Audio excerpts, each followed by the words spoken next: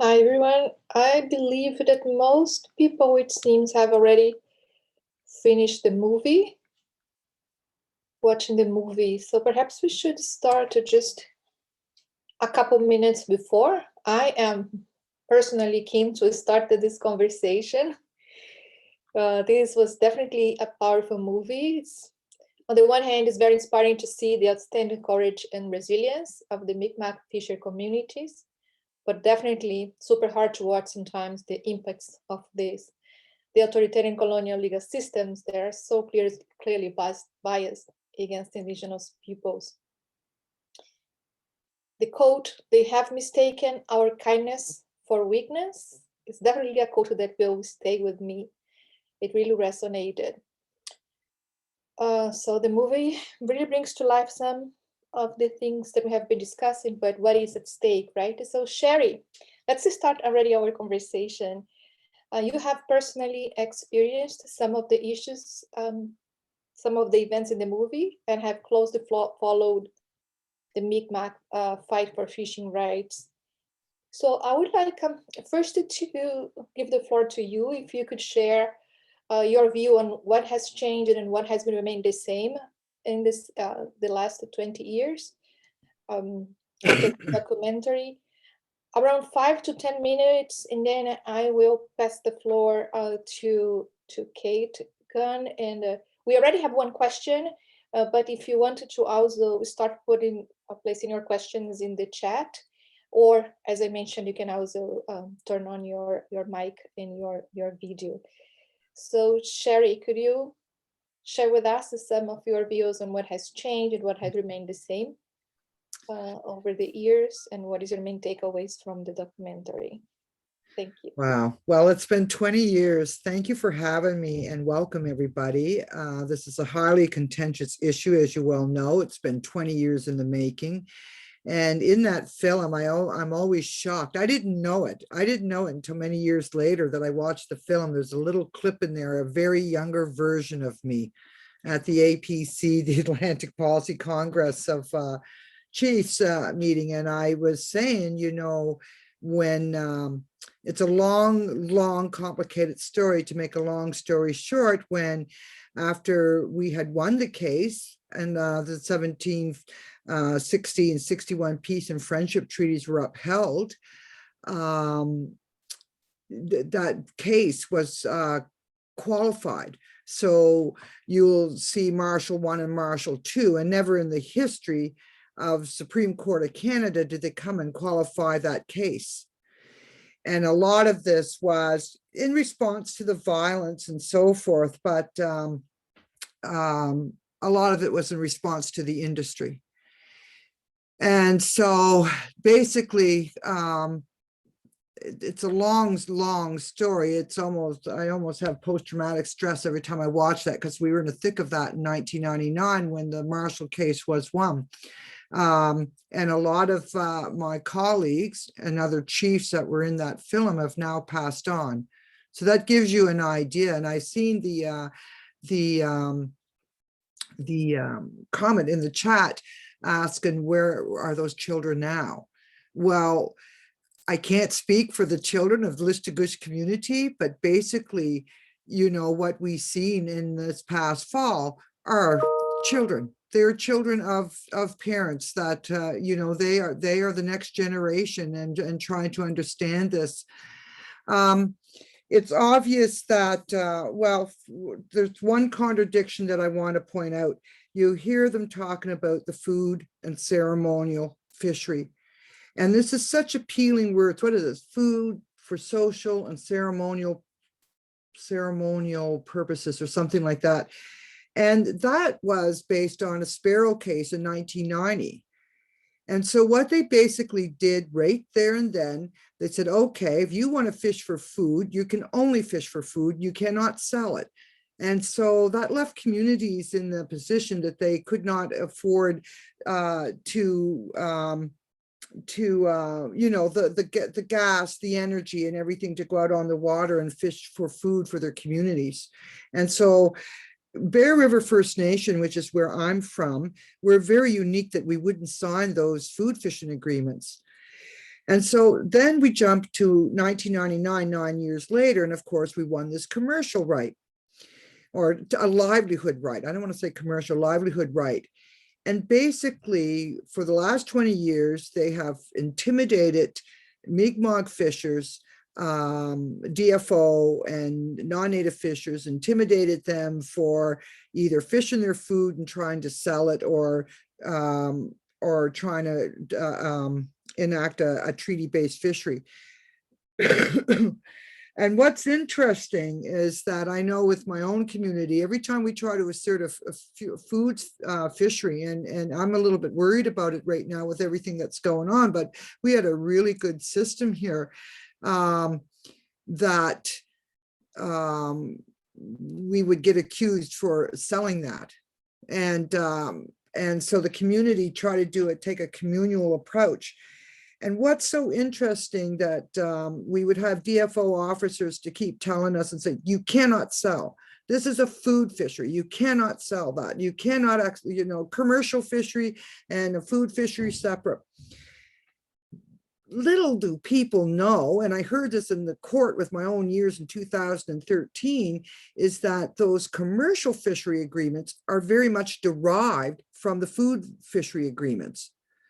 And so it's so interesting that they arrived on, this was a way to try to get, to assimilate the Mi'kmaq communities. So what has changed? Well, of course, you've seen the violence in that film was coming from both Department of Fisheries and Oceans. And remember, DFO, in addition to the RCMP, can carry a gun. This is conservation, but you can carry a gun, and that's something that's always perplexed me. And so anyways, you could see the violence and what had occurred last fall, and it's very complicated. It is not a us-them situation, and I just want to emphasize that, but just some general observations is that there was no one to protect the Mi'kmaq fishers. There was no one there. DFO didn't go out and harass them as they did 20 years ago, but they let that violence escalate with and I want to qualify this, they were not all fishers. There were deckhands, there were community people that were, company people that were protesting this, or protesting that. And so I would say what's mainly different 20 years later, and I'll just kind of sum this up, is that we've had 20 years of being assimilated into the fishery regime. And what a lot of Canadians do not understand is how highly privatized that fishery regime was starting. Well, it had started even a few years prior. The privatization of the fisheries as a means of conservation. And what I mean by that, fewer are better. So they concentrated all these independent fishers into the control of just a few companies. At one time, I think there were 600 independent fishers here, and I'm talking different fisheries too. I'm talking not just lobster, ground fishery, and so forth. And they were either forced out or they now work for companies. And so this is a really difficult situation of trying to assert a treaty right. And what's even more difficult that compounds this whole situation is that a lot of the Mi'kmaq communities now have commercial fisheries. And so what scares me in terms of the commercial fishery and a treaty fishery is that I've heard this said before, is that the commercial fishery is a communal right. The treaty right is an individual right. And that's not necessary. It's the opposite. It's just that when the fishery agreements were signed, in my own analysis, and I'm just speaking for me, speaking for my own analysis, is that in essence, though they were calling them communal commercial rights, they were basically looking at the chief and councils as a form of company. And that's what makes this so problematic today in terms of people that have been left out of the commercial fishery. and they're still struggling and they're still in poverty. So it's a very complex situation that I wanted to highlight. And anyways, I'll leave it at there, because I could tell stories upon stories of some of the work that we did, and it's been difficult. And in this case, it was one community, Sespenagati, that wanted to assert their treaty rights. And I just want to mention there's not all agreement yet amongst the Mi'kmaq communities themselves. And but there's some work being done behind the scenes, and I'll leave it there. Thank you very much, Sherry, for bringing this more nuanced view of the complexity of this situation. This is was a very good start for our conversation. Victoria and Julia will be checking the chat to bring the questions very soon. But first, let's hear from Katie, because as a lawyer representing Indigenous groups across Canada on constitutional issues and environmental issues as well. So you can bring us also very great insights on some of those tensions between conservation and also perhaps you have also experience right now on some of the legal issues that are taking place in other communities throughout Canada.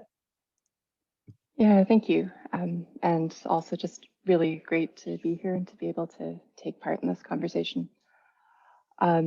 Yeah, as Patricia said, I'm a lawyer that works just for First Nations and Indigenous groups, different issues across Canada, primarily on supporting Indigenous people in exercising and implementing treaty and Aboriginal title and rights.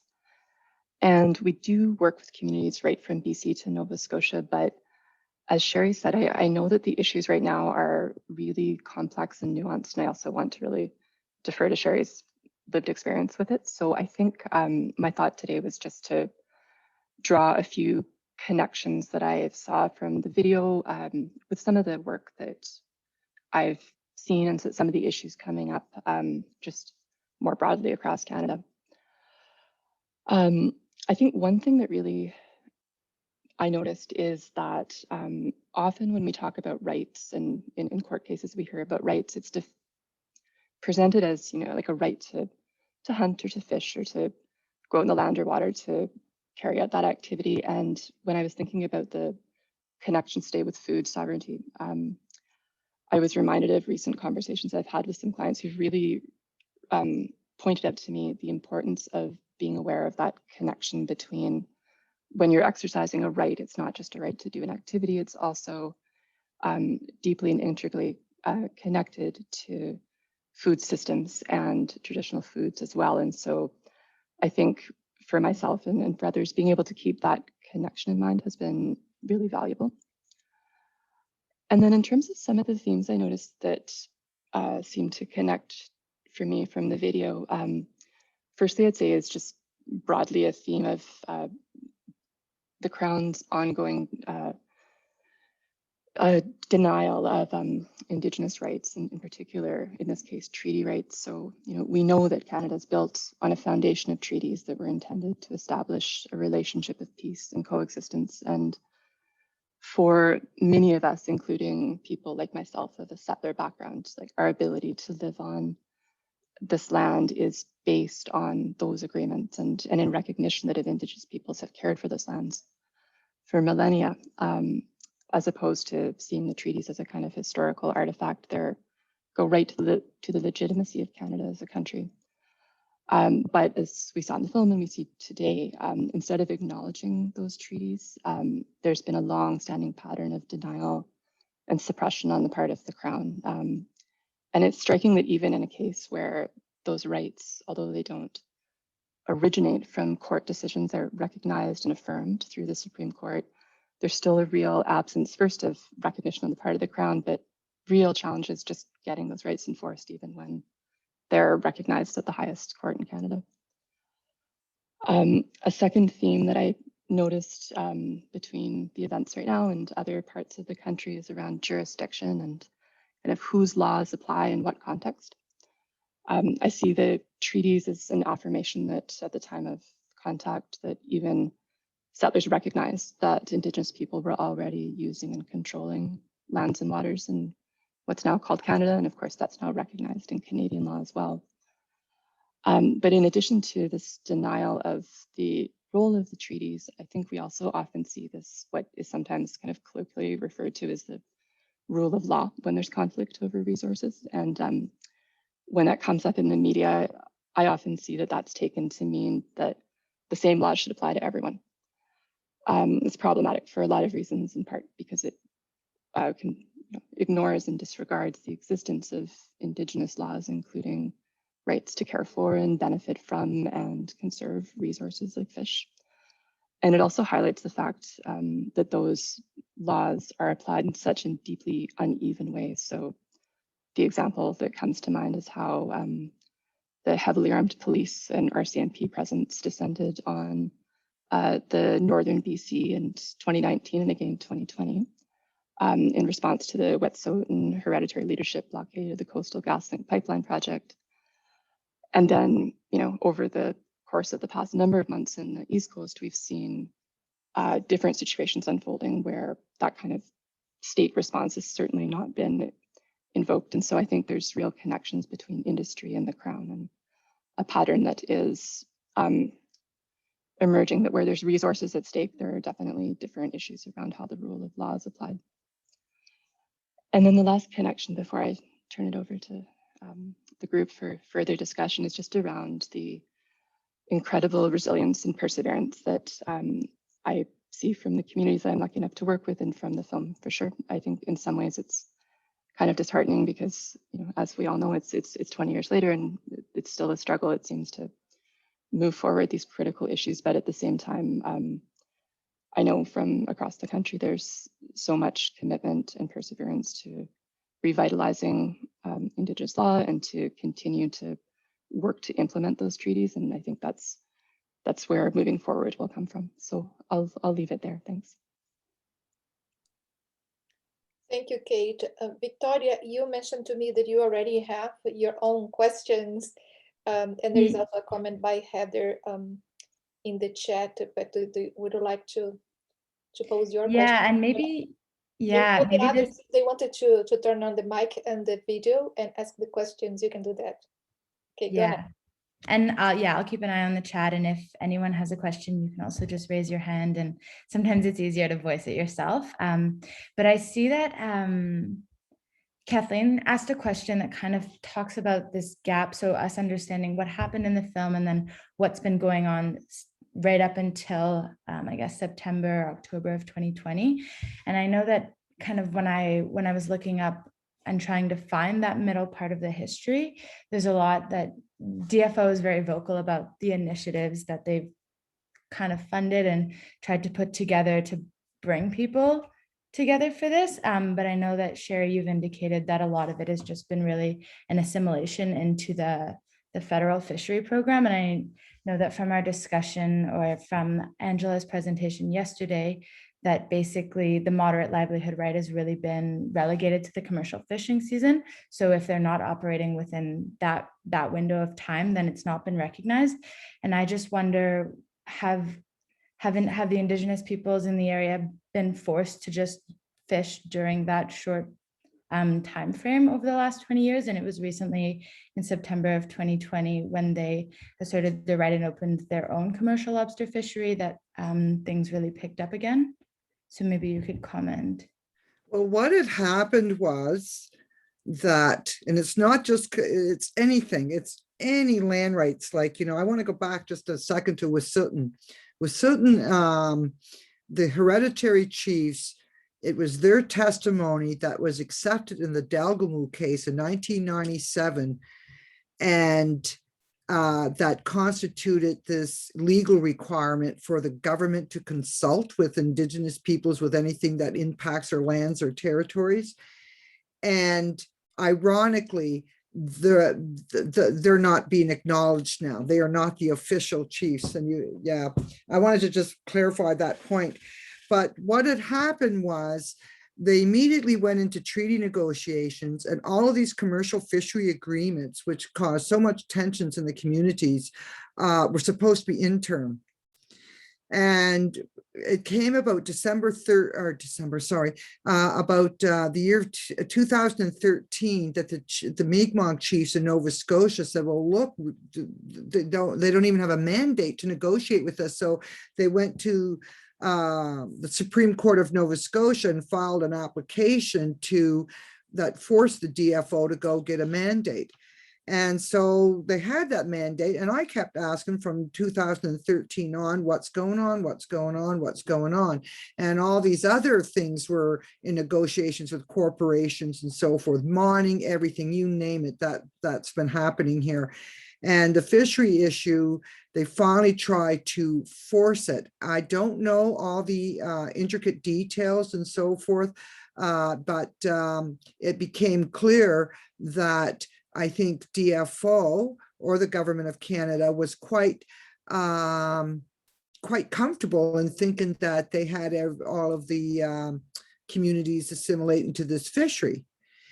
And so when it was proposed that, well, no, we don't have a treaty-based fishery, we want to manage our own fishery, that's what accelerated all this. And it's a little bit more complicated than that. The seasons are very complicated because that intrudes on the food fishery. That drove a lot of food fisheries right out, unfortunately, because to do commercial activity in that, anybody that was in there fishing for food, they couldn't stay on the water. They had to get right out.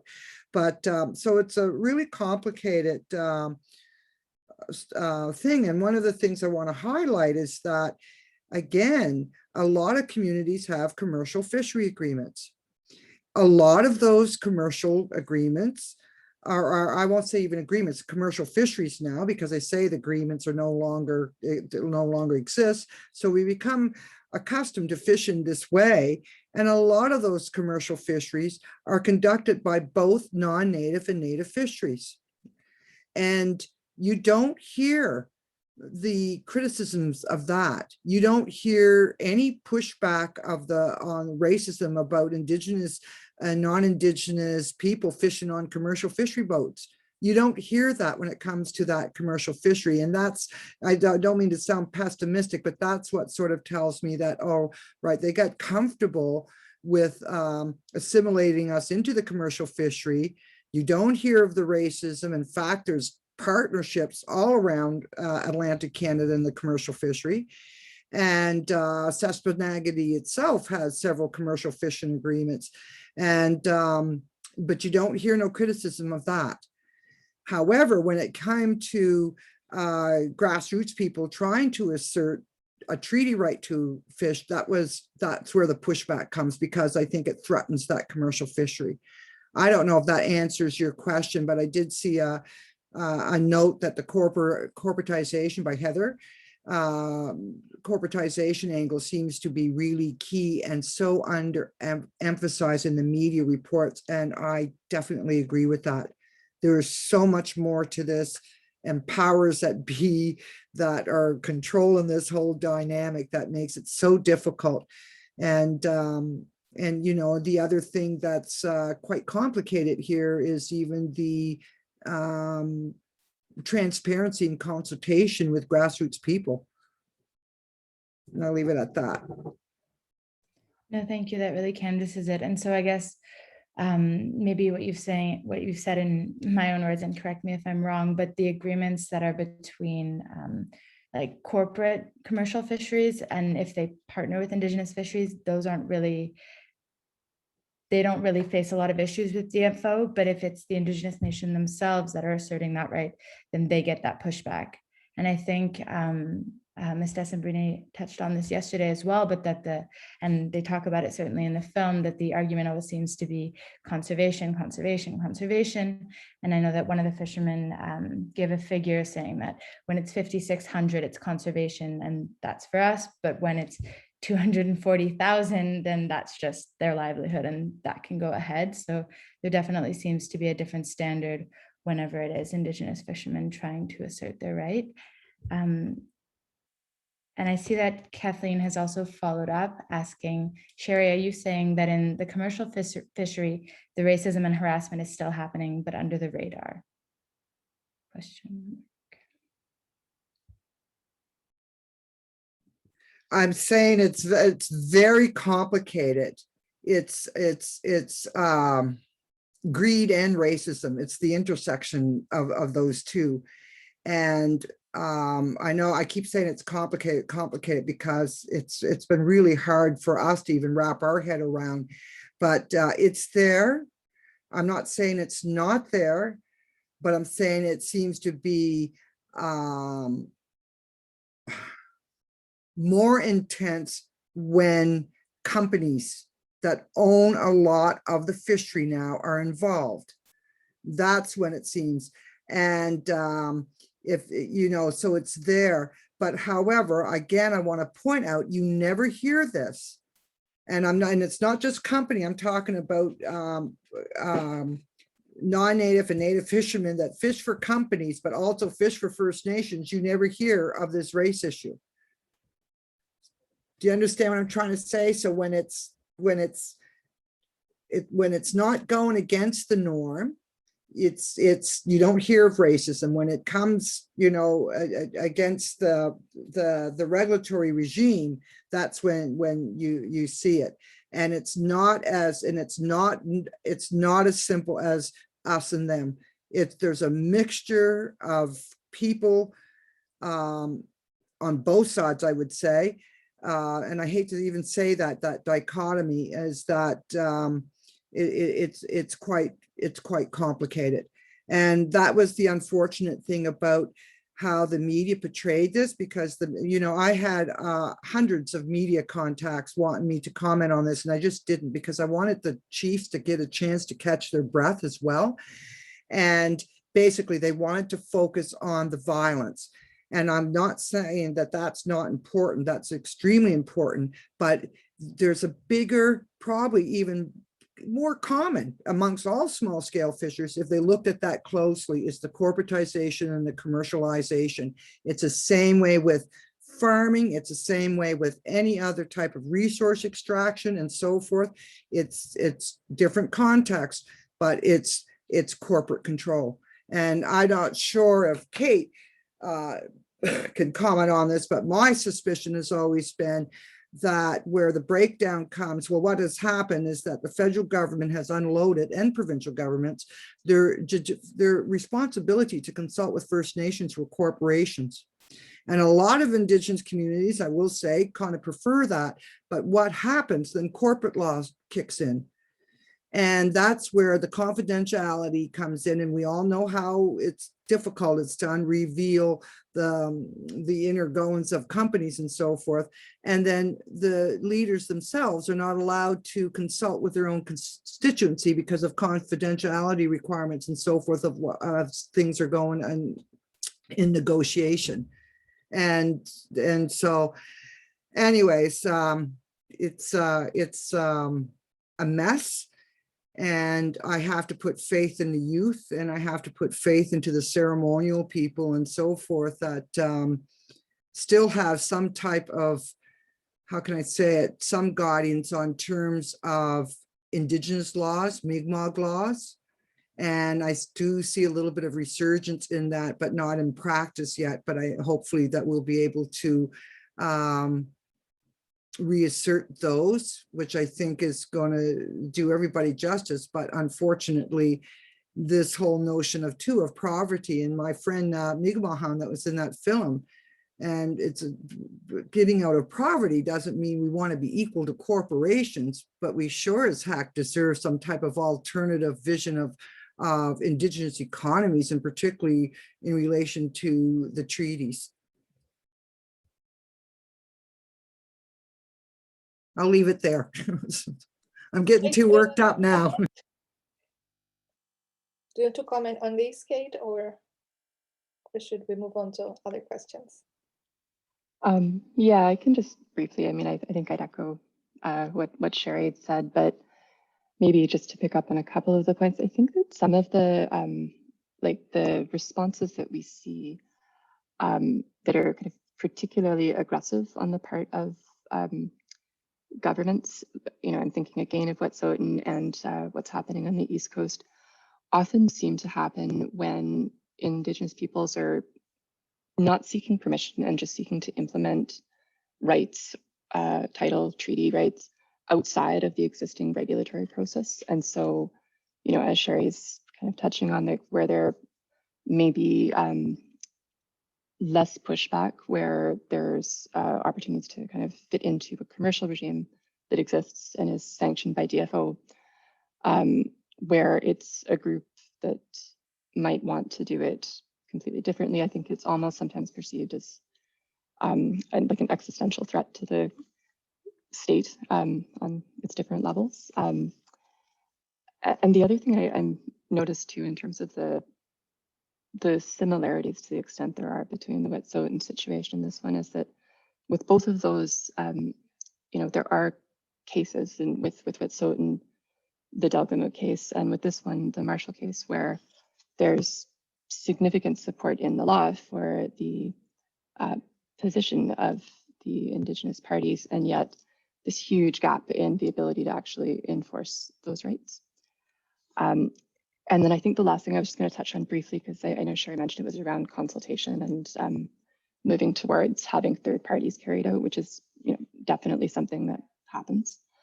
And I think one of the challenges with that that I see is that when you get into a situation where you may have a group that's entered into an agreement with a company, that agreement can become conflated, at least in the public eye, with consent from the community, and that those things can be completely different, and no solution for it on my end, but definitely a real growing and thorny issue that I see a lot of.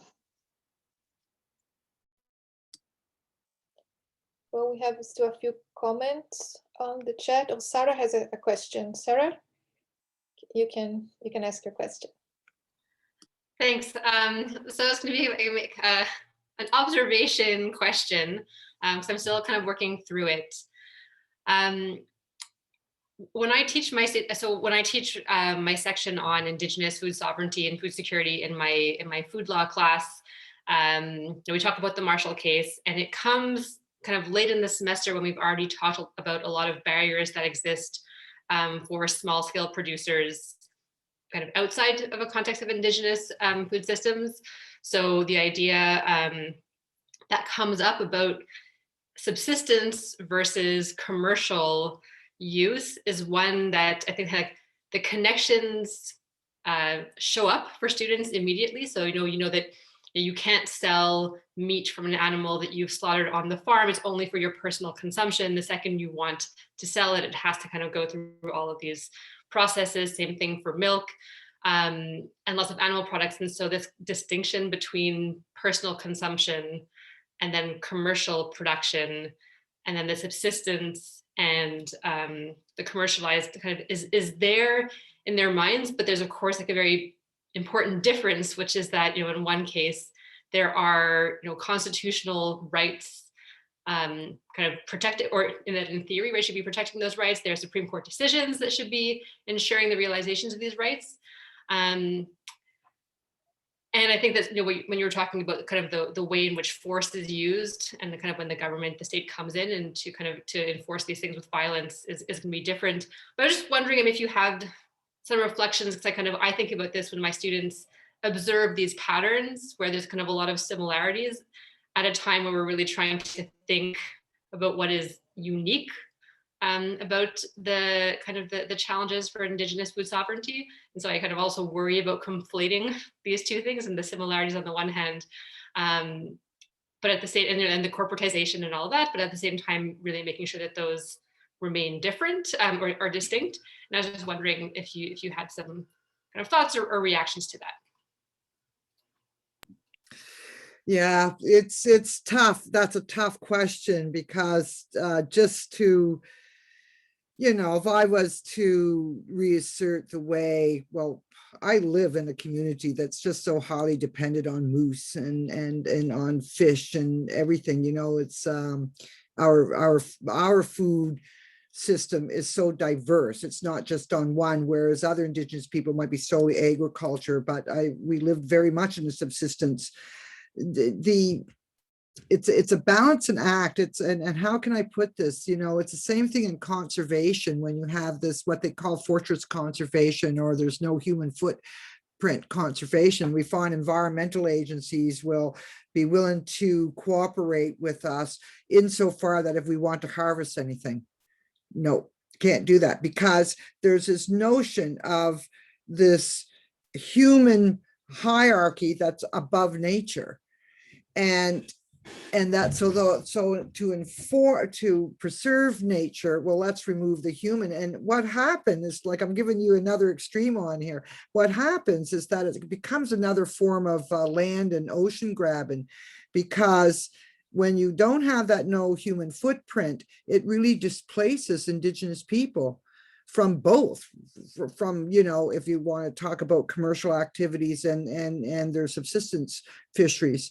And so I understand what you're saying. And I think the traditionalists, lack of a better term, or those who are very aware of their Indigenous laws, sees both. And that's what's so problematic with this fisheries, of dividing it in two. And you're going to see this. This is what's going to come out about Sespenagity.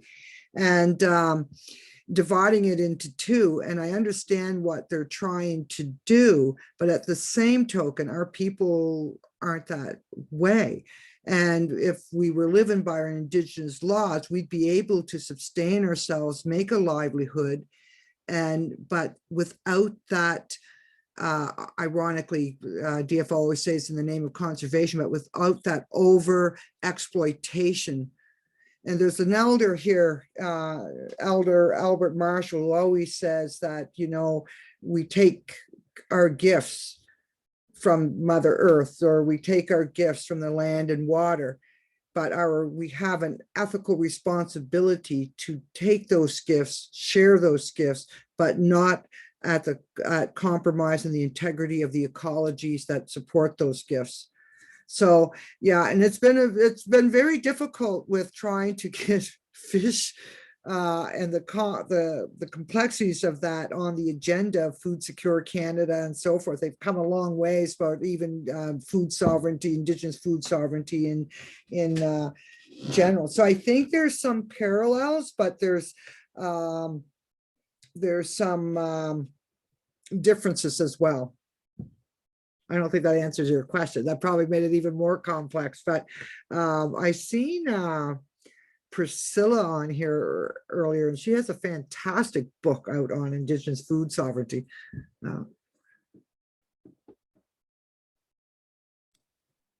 Okay, do you want to add something? To answer Yeah. Sarah's question? Yeah, thanks. I don't have an answer either, Sarah, but the thing that I was thinking about when I was listening is just how I think with both on the sort of conservation environmentalist side and on the commercial side, like both of those can be forces of assimilation in different ways.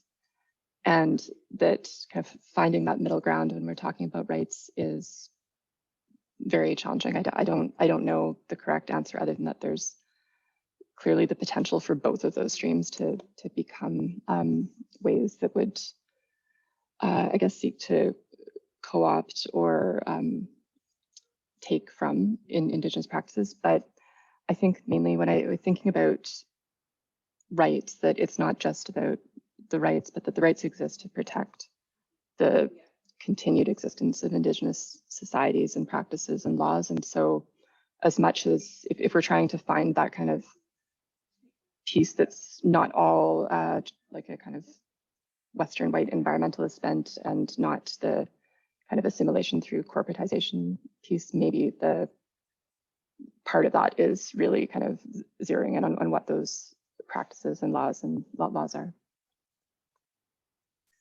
Yeah, and if I might add, you know, in the film, when they talk about this limited small scale fishery, I find that so ironic, because that's exactly the opposite of what happened. Like, I mean, it's big scale fisheries that we're being forced to enter into.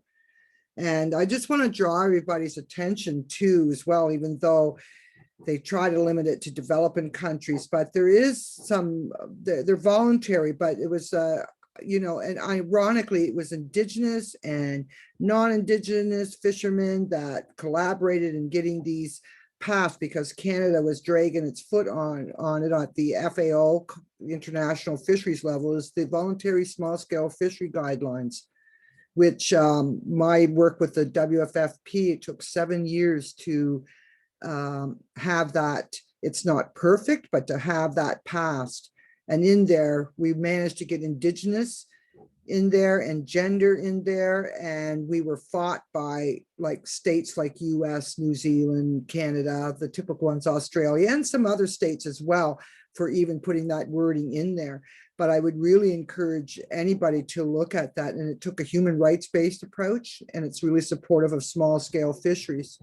And the other thing I'll point out is that in the Marshall II, was it Marshall II or Marshall I? I forget, where there was the right to fish, and not moderate. I like to know where that word moderate, for livelihood, but not accumulate wealth. That is in the court case. But what do?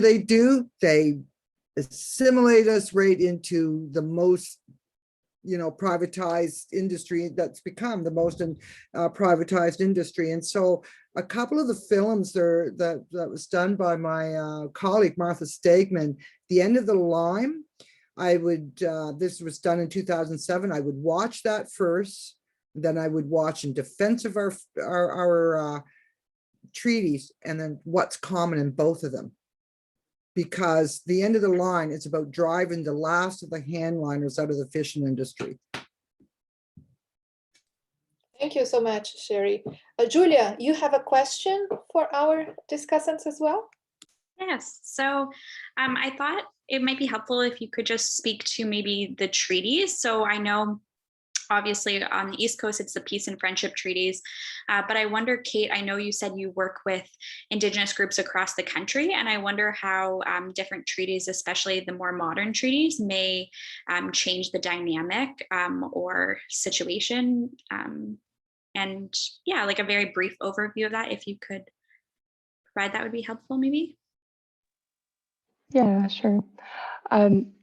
So we do work with groups across the country. The modern treaties, like the very recent treaties in BC in particular, are things I don't have a lot of experience with. I often kind of, in my mind, kind of put them in a separate category just because they're longer, they're more complex, they're negotiated by modern parties today, and so we're not kind of looking backwards trying to figure out what the treaty parties were trying to say at the time they were negotiated.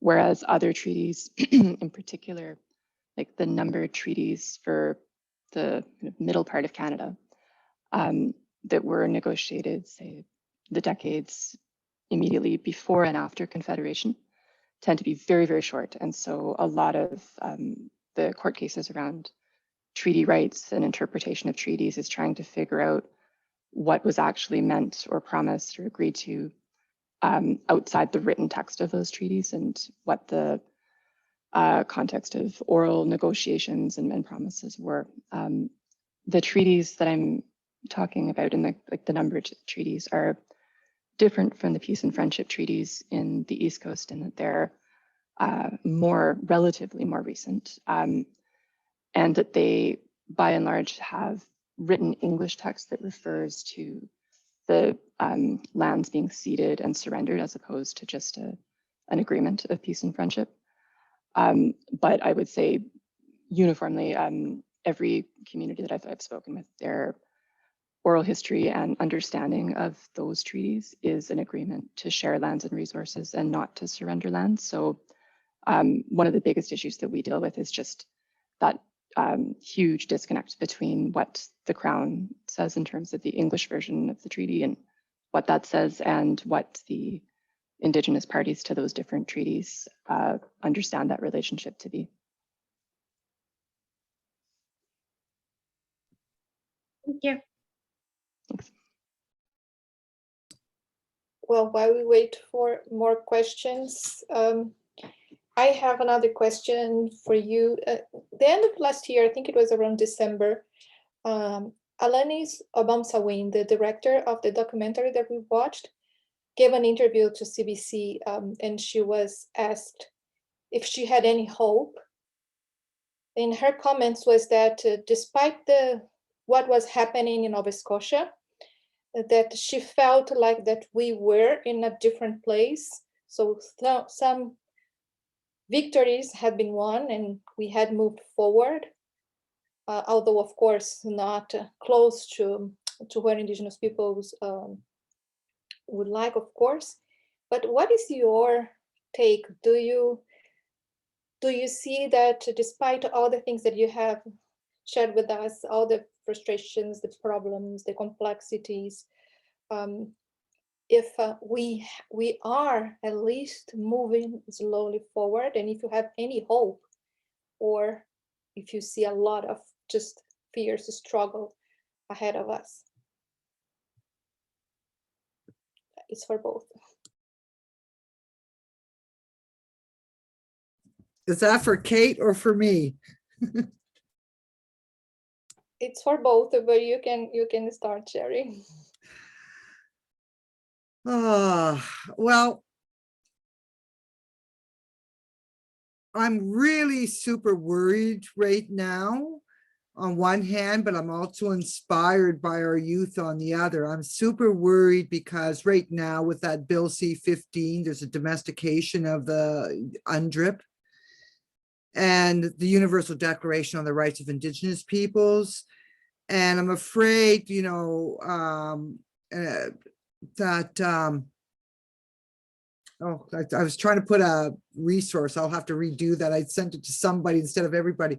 I'm afraid that with that domestication, what I mean by that is that it's going to be subject to Canadian law, that when those are violated, and as we know that it took years, like it took years for them to even implement that. And even though the Trudeau government said that that would be upheld without qualification, well, they're qualifying it. And I knew that was going to happen with, they're trying to reconcile that to Canadian law. And what it is that they fear of losing their statehood. There's their own sovereignty, which they know is built on ancestral homelands. And my biggest fear is that what recourse will Indigenous people have if that becomes domesticated? And we have a long history of going to United Nations and bringing attention to some of these issues. And there's no way of holding Canada accountable. So I'm discouraged on that point. On another, I've seen such a resurgence in Indigenous intellectual thought, in our ways of knowing, in our ways of being, such a resurgence of our ceremonies. Because for people who don't know, it was illegal for us to even speak our language and to practice our ceremonies until 1951. It was illegal for women to vote even in their own chief and council elections until 1951. And, you know, everybody was celebrating in 2019, they finally removed the gender discrimination out of the Indian Act. And I said, think about that, 1876 and 2019. Think about that. That's how long it took to get that gender discrimination out, and we're still having the impact.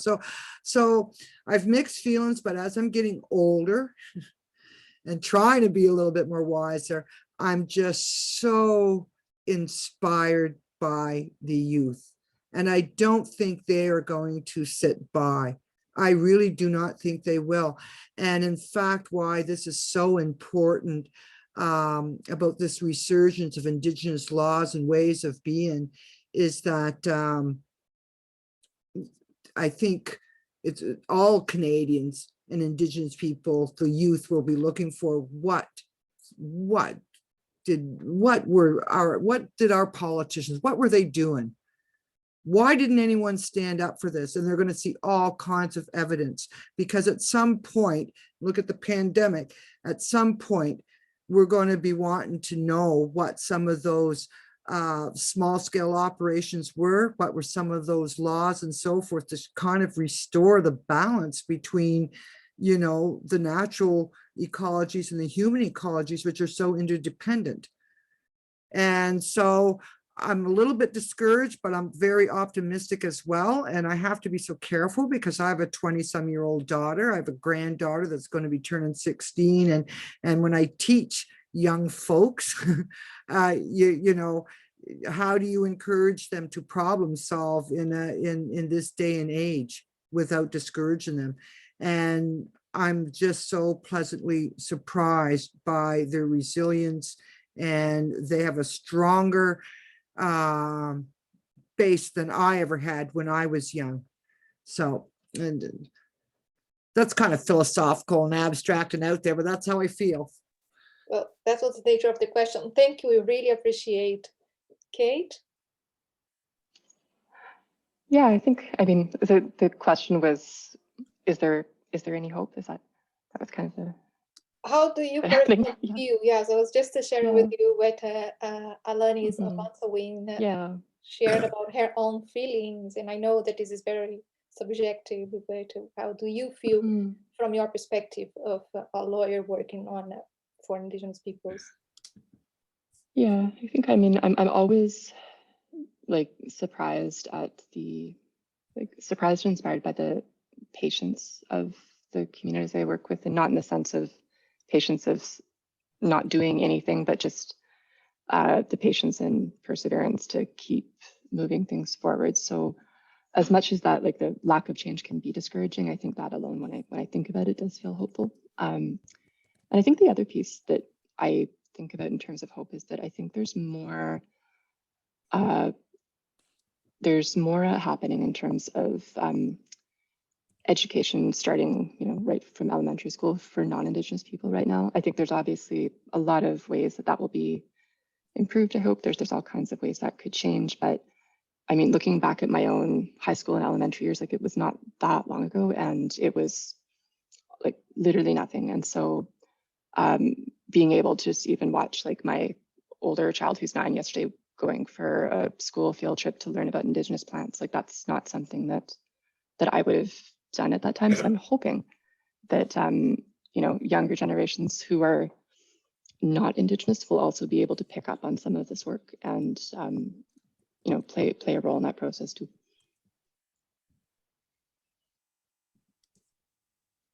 Thank you. I really appreciate, and I think on that note, I know we are 7:05. Stepan, do you want to ask a question? No? Okay. So if there are no further questions, I would like to thank one more time Kate Gunn and Sherry Pictou for sharing their experience, their wisdom, their insights with us. This for me was a very rewarding, hard for sure, but rewarding experience, and coming from my experience as a law professor.